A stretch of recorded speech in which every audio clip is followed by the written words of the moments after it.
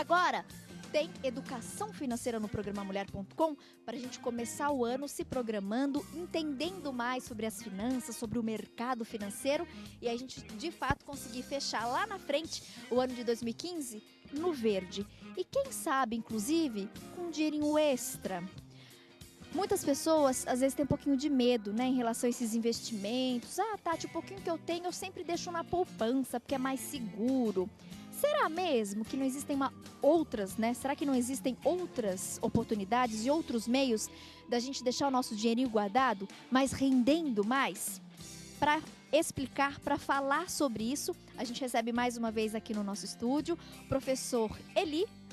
Professor Borô, como é conhecido, né, inclusive pelos alunos da PUC Campinas, ele é consultor financeiro e durante esse mês de janeiro está participando conosco. Professor, você sabe que me chamou até a atenção, a gente teve uma telespectadora que participou pelo call center, deixou a perguntinha com as meninas, perguntando inclusive para você.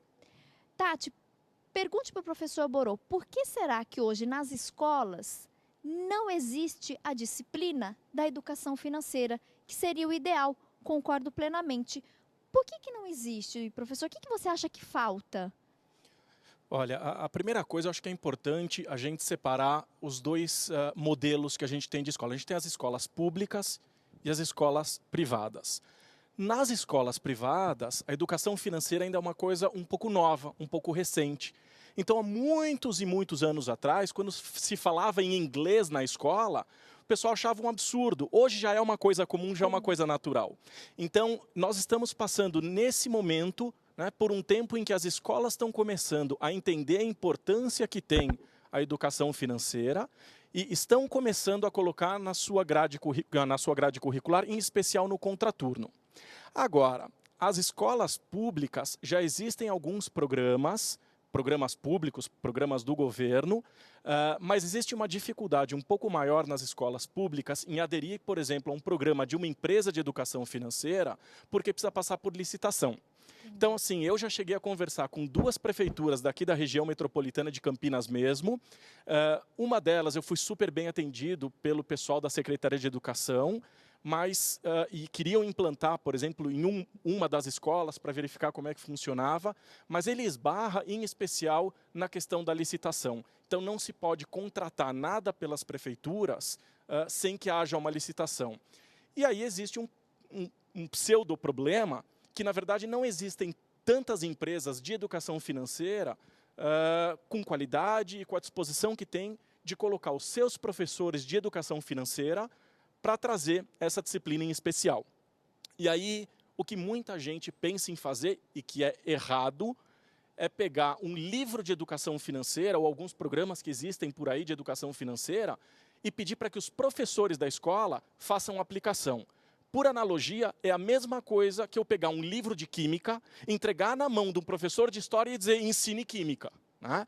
Então, para entender de finanças, né, para falar de finanças, eu preciso conhecer, eu preciso ser especialista. E a gente tem dificuldades hoje de encontrar profissionais que possam aplicar a metodologia, né, a disciplina com metodologia voltada para crianças. Não é uma tarefa muito fácil.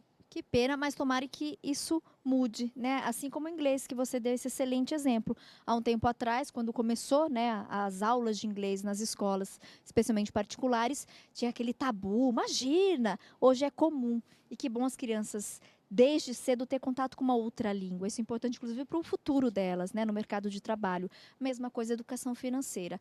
O nosso papel é, de fato, ensinar o nosso público a entender um pouquinho mais sobre educação financeira e despertar em vocês, inclusive, a curiosidade. E aí vocês buscarem mais informações com os especialistas, porque a gente entendendo, turminha, faz a total diferença. A gente passa a compreender e, inclusive, administrar melhor o nosso dinheiro. Por exemplo, renda fixa ou variável? Tenho lá um dinheirinho guardado e quero que ele renda. Como que eu vou fazer isso? Então, professor, primeiro vamos explicar o que significa, né? A gente sempre vê nesses telejornais, ou em revistas, ou de repente o pessoal de banco conversando. O que é essa renda fixa e essa renda variável?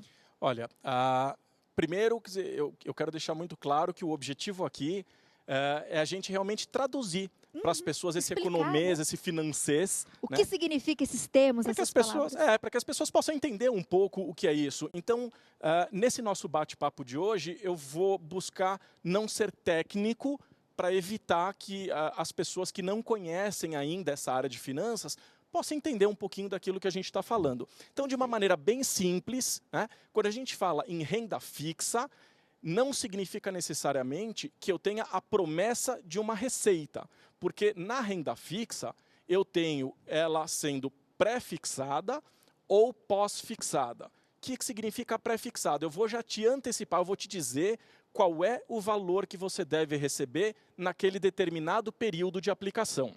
O pós-fixado, ele segue uma determinada taxa, como, por exemplo, IPCA, que é um indicador de inflação, né? INPC, enfim, eu tenho uma série de indicadores. Então, eu tenho pré-fixado, onde eu já antecipo, eu já digo qual é o percentual que você vai receber, ou eu tenho uma renda fixa pós-fixada. Quando eu falo na renda variável, aí eu entro no mercado de derivativos, porque aí o valor ele vai variar em função de demanda e oferta de mercado, em função dos preços de mercado. Aí eu entro em bolsa de valores, eu vou entrar no mercado de futuros, mercado a termo, que é um mercado mais sofisticado, é um mercado um pouco mais complexo. Tá. Então, na verdade, eu posso fazer o investimento na renda fixa ou na renda variável. Lembrando, na renda variável, na verdade, eu não tenho essa garantia, né, de quanto eu vou receber, qual será meu lucro lá na frente. E na renda fixa, eu consigo ter um pouco melhor, né, essa garantia. A palavra garantia ela é um pouco complexa, tá? Eu acho que é importante a gente deixar muito claro para as pessoas de que existem alguns pequenos produtos, poucos produtos no mercado financeiro e no mercado de capitais. O mercado financeiro é um mercado de mais curto prazo, o mercado de capitais é um mercado de mais longo prazo, em que nós temos em garantia, por exemplo, poupança, LCI, LCA, porque está garantido até o valor de R$250 mil por CPF, por aplicador, por investidor, até 250 mil pelo Fundo Garantidor de Crédito, o FGC. Nós temos outros produtos cuja garantia ela não existe. Né? Agora, as pessoas têm muito medo de perder o dinheiro. Né? Todo mundo tem medo de perder. Quando a gente fala em finanças... Dá tanto trabalho para ganhar, né, professor? Pois é, e nas finanças comportamentais a gente estuda, né, esse negócio da perda. As pessoas têm muito receio de perder, não gostam de perder dinheiro. Ninguém gosta de perder, ainda mais dinheiro. Mas é importante a gente destacar que quando a gente fala, por exemplo, em mercado de bolsa, as pessoas morrem de medo de perder dinheiro. Se eu colocar hoje, por exemplo, R$10 mil e a bolsa, por exemplo, cair e chegar em 8 mil, eu perdi R$2 mil? Não, você não perdeu R$2 mil, porque você não vendeu as suas ações.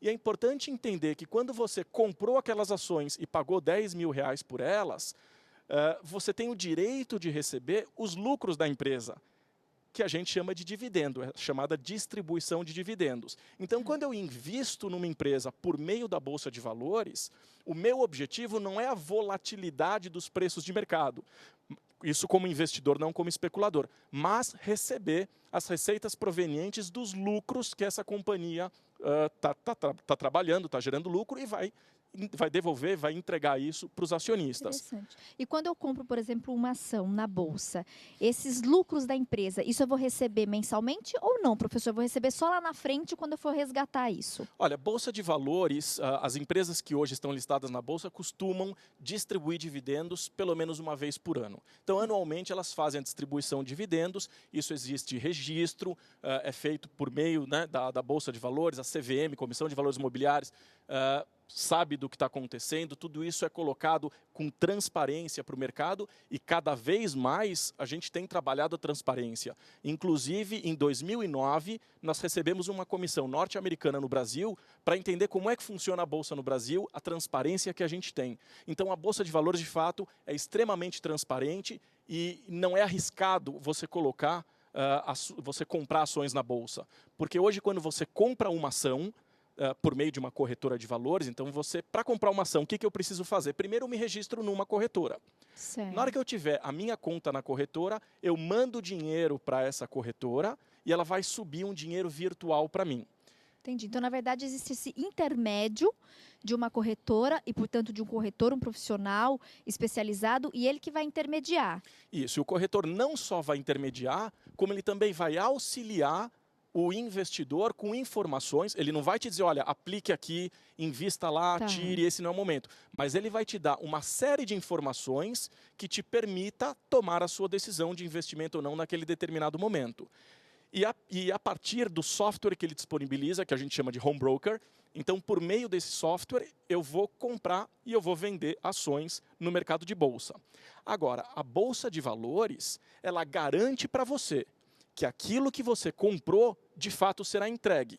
E no momento em que você for vender as suas ações, ela garante para você que você vai receber o teu dinheiro. Então, é uma garantia firme que a Bolsa de Valores te dá.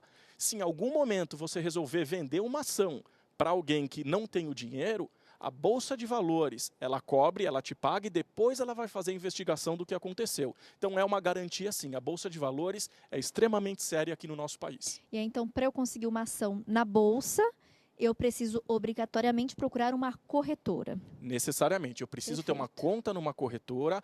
Existe no site da Bolsa de Valores toda a relação de corretoras. E aí você escolhe aquela que melhor deve te atender. Então, existem softwares diferentes, nem todas trabalham com o mesmo programinha, e nem todas oferecem as mesmas informações. Afinal de contas, cada corretora tem a sua equipe. E aí vai de você escolher a equipe que melhor te atende, aquela que te dá o suporte melhor.